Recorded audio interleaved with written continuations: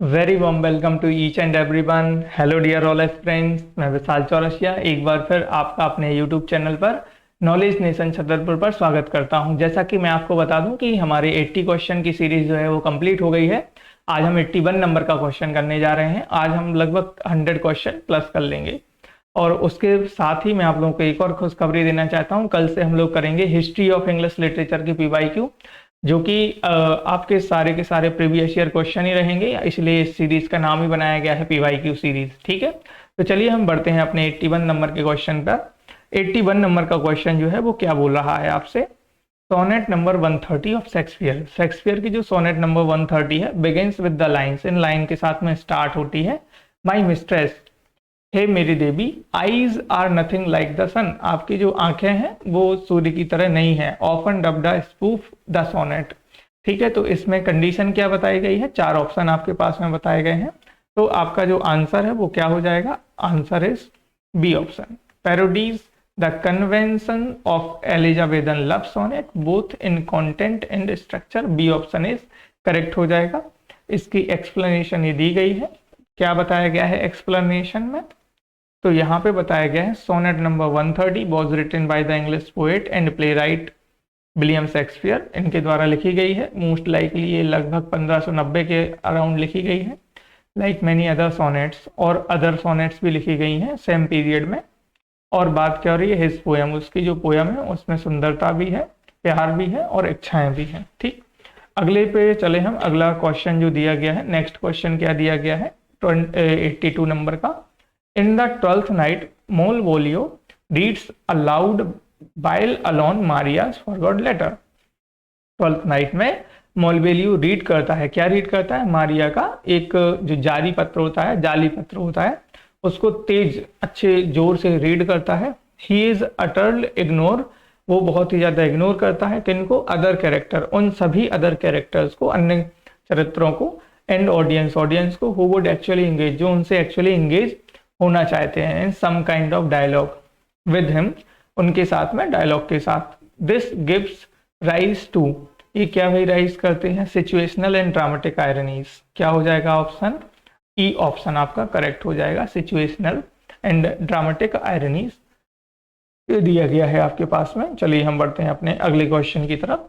Next question क्या बोला जा रहा है, शेक्सपियर्स सोलिलोक्वीज आर डिफाइंड एज, जो शेक्सपियर का एकालाप है वो डिफाइन क्या करता है, a location dominating the stage, कि भाई मंच पर जैसे ही वो क्या करते हैं, a location dominating the stage, जैसे ही मंच पर वो जाते हैं और हावी होते हैं। And attention delivered by a speaker, और स्पीकर के द्वारा अटेंशन जो है वो डिलीवर की जाती है। Who is alone on the stage, जो कि क्या होते हैं, स्टेज पर अलोन होते हैं। आइडेंटिफाई एन एक्सेप्शन, अब हमें क्या करना है, इसमें एक्सेप्शन आइडेंटिफाई करना है to this definition in the context of Shakespeare tragedy. तो इसका आंसर क्या हो जाएगा भाई, चलिए हम इसकी एनालिसिस पे चलते हैं। ए ऑप्शन दिया गया है हेमलेट्स सोलिलोक्वी, बी ऑप्शन मैकबेथ का, और सी ऑप्शन हेमलेट का, और डी ऑप्शन इयागो का। तो चलिए इसके हम ऑप्शन सी को देखते हैं। हेमलेट सोलिलोक्वी आपका राइट आंसर हो जाएगा। Now might one do it PAT. ठीक है, अब यहाँ पे वो बात हो रही है कि नाउ ही इज प्रेइंग, मतलब वो क्या करता है, वो आराम से प्रेइंग करता है, मतलब प्रार्थना करता है। And now I will do it, और क्या बोलता है, अब तो मैं इसको करके रहूंगा। Appear in act number 3 scene number 3, act 3 और सीन नंबर 3 में बताया जाता है। चलिए हम आगे बात करते हैं। अगर इसके बारे में बात करें, this soliloquy is exception in the contest of the definition of Shakespeare soliloquy, कौन सा, who is alone on the stage, जो कि क्या है, स्टेज पर अलोन है। इन प्रेजेंट सोलिलोक्वी, जो वर्तमान में एकालाप है, उसमें बोथ हेमलेट और क्लॉडियस दोनों प्रेजेंट है। After speaking his dialogue, dialogue बोलने के बाद Claudius kneels on the stage, Claudius अपने घुटने टेकता है। Then Hamlet enters on the stage, और हेमलेट जो है वो इंटर करता है, स्पीक हिज सोलिलोक्वी, अपना एकालाप बोलते हुए। अगला सेंटेंस आपके पास में, अगला जो क्वेश्चन है, identify the element from the option given below, आपको एक तत्व जो है आइडेंटिफाई करना है। वो क्या आइडेंटिफाई करना है, हेमलेट सुपीरियर एलिजाबेथन रिवेंज प्ले। ठीक है, यहाँ पे क्या बताया गया है, दैट मेक्स हेमलेट सुपीरियर, हेमलेट को सुपीरियर बताया गया है और किससे, एलिजाबेथन रिवेंज प्ले से। तो इसका आंसर आपका क्या हो जाएगा, ऑप्शन इज डी आपका इस करेक्ट हो जाएगा। Awareness of the moral implication of revenge आपका डी ऑप्शन इज करेक्ट हो जाएगा। नेक्स्ट क्वेश्चन आप गाइज आपके पास में है, who speaks the following line in Hamlet. Hamlet में किसने भाई ये जो लाइन है वो बोली है, something is rotten in the state, की भाई कुछ तो गड़बड़ है इस स्टेट में, है ना। आप लोगों ने जनरली देखा भी होगा कि एक सिंघम मूवी आई है, उसमें दया ने एक लाइन ही क्या बोलती थी, मतलब कि सिंघम ने लाइन ही क्या बोलती थी, दया दरवाजा तोड़, कितनी फेमस लाइन हो गई थी, है ना। अब बोल दिया जाए भाई बताओ हु स्पीक्स दया दरवाजा तोड़, है ना, तो फिर आ जाएगा भाई सिंघम। हालांकि ये पूछा नहीं जा रहा है, लेकिन यहाँ पे बात हो रही है who speaks the following line in Hamlet, कि भाई हेमलेट में वो लाइन किसने बोली थी, something is rotten in the state of Denmark, कि भाई स्टेट ऑफ डेनमार्क में कुछ तो गड़बड़ है। क्लॉडियस, हेमलेट, मर्सिलस, तो यहाँ पे आपका मर्सिलस आपका राइट आंसर हो जाएगा, सी ऑप्शन इज करेक्ट हो जाएगा। ठीक है, ये आपके यूजीसी नेट में एमपी सेट में नहीं आने वाला है कि दया दरवाजा तोड़, ये तो खैर जस्ट फॉर फन। अगला सेंटेंस देखते हैं, अब इसका एनालिसिस देखते हैं। एनालिसिस क्या बताया जा रहा है, सी ऑप्शन इज करेक्ट।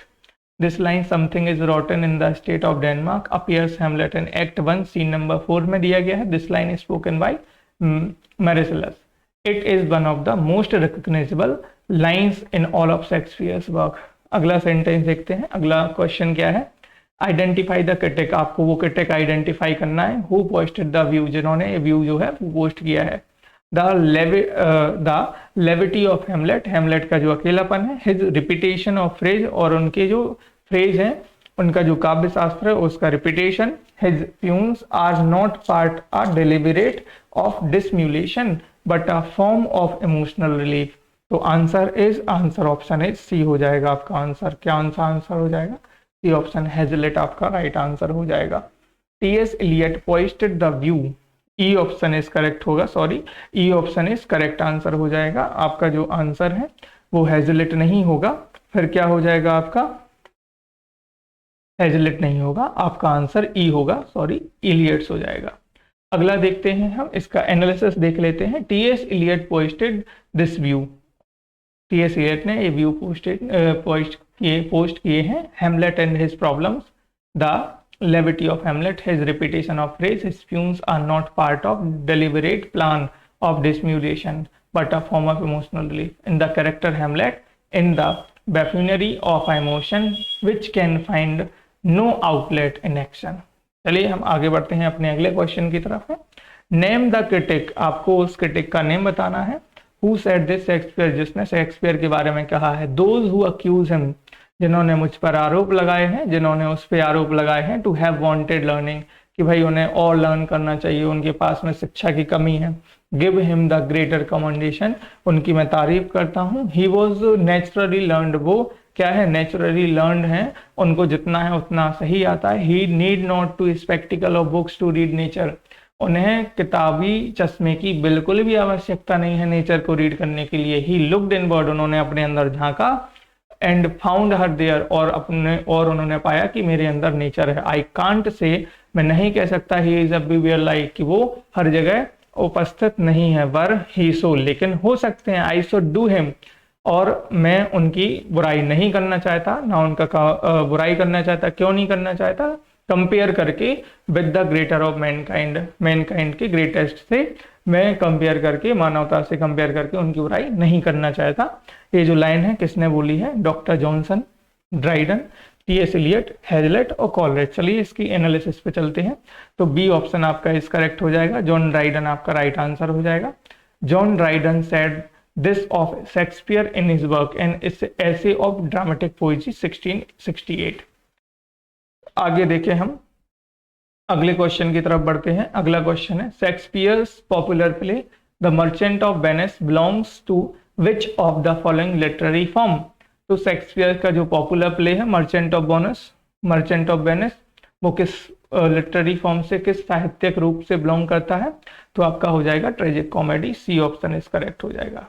कौन सा हो जाएगा, ट्रेजिक कॉमेडी आपका। अगले एनालिसिस पे बढ़ते हैं। C option is correct, Merchant of Venice 16th century play written by Shakespeare. It is classified as a comedy in the first folio, although it is known a tragicomedy also.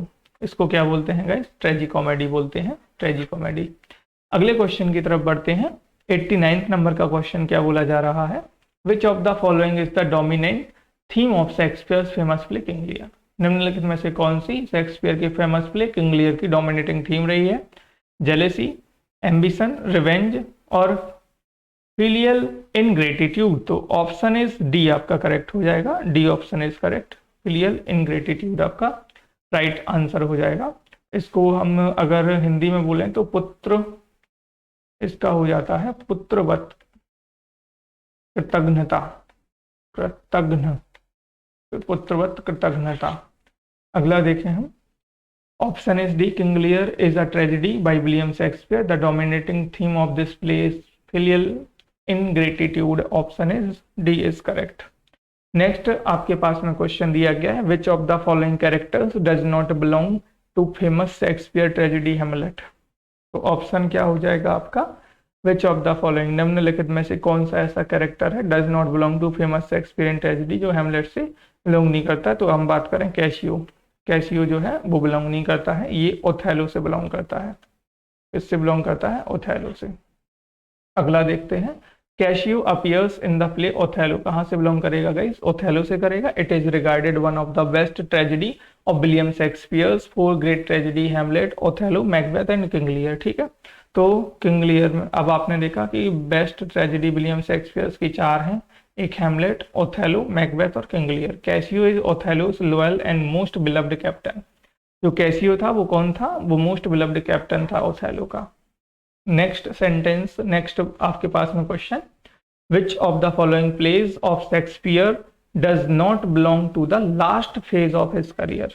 निम्नलिखित में से Shakespeare का वो कौन सा play है जो last अंतिम चरण से नहीं बिलोंग करता है शेक्सपियर के करियर का? तो मच एडो अबाउट नथिंग आपका जो है वो राइट आंसर हो जाएगा। Option number A is correct हो जाएगा। तो Much Ado About Nothing is comedy written by William Shakespeare. This comedy does not belong to the last phase of Shakespeare's career, 1598-1599. In the second phase of his life, option is correct. Next question दिया गया है, which of the following Shakespearean play is in three parts? तो आपका जो है option is D हो जाएगा, Henry sixth. अगले क्वेश्चन की तरफ बढ़ते हैं। अगला क्वेश्चन आपके पास में क्या दिया गया है?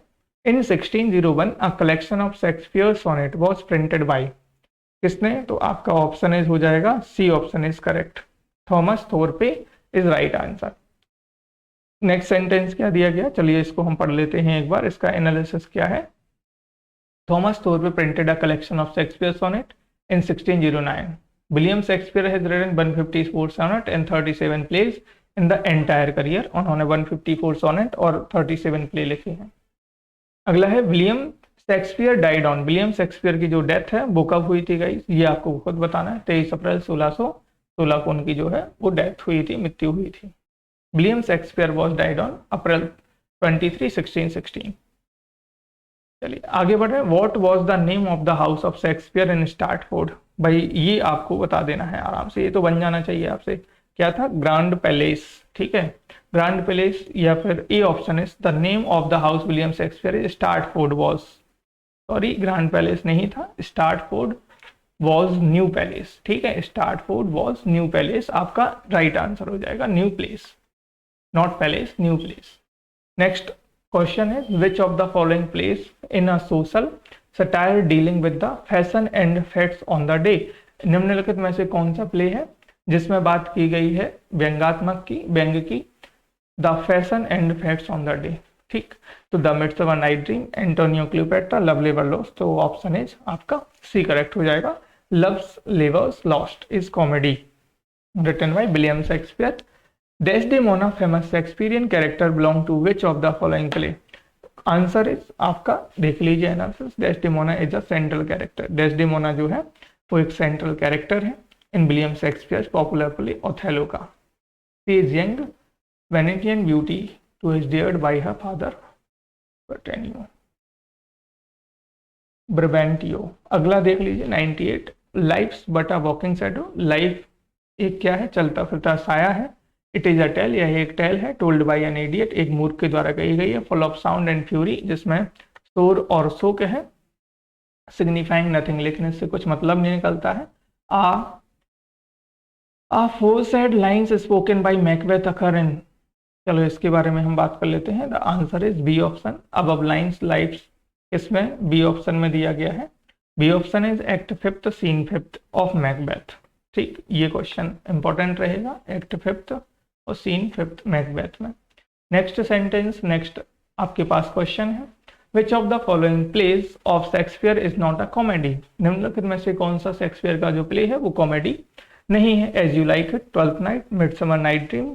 चलिए इसके एनालिसिस पे बढ़ते हैं। Antonio and Cleopatra, Antonio and Antony and Cleopatra 1607 is the most species of Shakespeare's tragedies. The plot of this play is based on Thomas North's translation of Cleopatra's lives and follows the relationship between Cleopatra and Mark Antony from the time of the Sicilian revolt of Cleopatra's suicide during the final war of the Roman public. So Antony and Cleopatra is not a comedy but a tragedy, Roman play. Next और last question आज के लिए आपका रहेगा, William Shakespeare's Love's Labour's Lost was a free adaptation of. The answer is, देख लीजिए इसके analysis को देखते हैं। विलियम शेक्सपियर्स लव्स लेवर Lost was a free adaptation of Menaechmi and Plautus. Answer is B option is correct हो जाएगा, मीनाक्समी and Plutus. चलिए ये गाइज हमारे 100 क्वेश्चन आज जो हैं वो कंप्लीट होते हैं। और आज हम बात करते हैं, देखिए विलियम शेक्सपियर की अगर हम बात करें, विलियम शेक्सपियर की गाइज अगर हम बात करें तो इसके आज हमने 100 क्वेश्चन की सीरीज जो है वो कंप्लीट की है। 100 क्वेश्चन जो है वो यहाँ से हम लोगों ने कंप्लीट कर रखे हैं। अब गाइज हमें करना क्या है, अब हमें करना है, बात करना है हिस्ट्री ऑफ इंग्लिश लिटरेचर पर। History of English literature,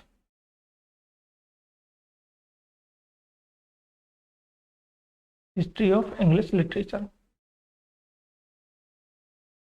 history of English literature हमारे लिए मोस्ट इंपॉर्टेंट कॉन्सेप्ट लेके आएंगे और बहुत इंपॉर्टेंट क्वेश्चन, लगभग हम लोग 300 plus question history of English literature के पीवाईक्यू में लेके चलेंगे। गाइस मैं गारंटी दे रहा हूँ, आप पीवाईक्यू सीरीज को पढ़ते जाएं, जिनके बेसिक क्लियर हैं उनसे पीवाईक्यू सीरीज के क्वेश्चन बन जाने हैं। जिनके बेसिक क्लियर नहीं है वो एक बार रीड जरूर कर सकते हैं, केवल क्वेश्चन के लिए कि इस तरीके से आपके क्वेश्चन जो है वो आएंगे।